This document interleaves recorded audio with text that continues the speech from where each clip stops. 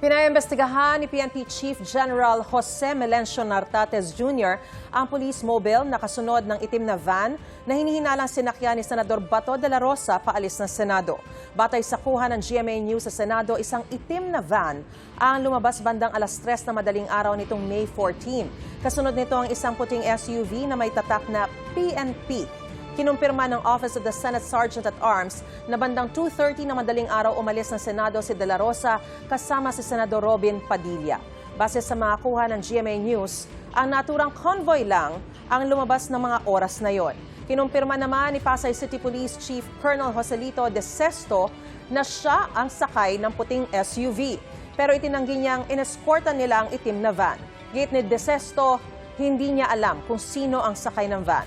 Pabalik daw sila noon sa Pasay City Police Station matapos ang police operations sa Senado. Pinaimbestigahan na ng PNP Chief ang lahat ng logbook, CCTV at radio dispatch noong araw na umalis si De La Rosa. Wala pa rin impormasyon sa kinaroroonan ni De La Rosa ngayon.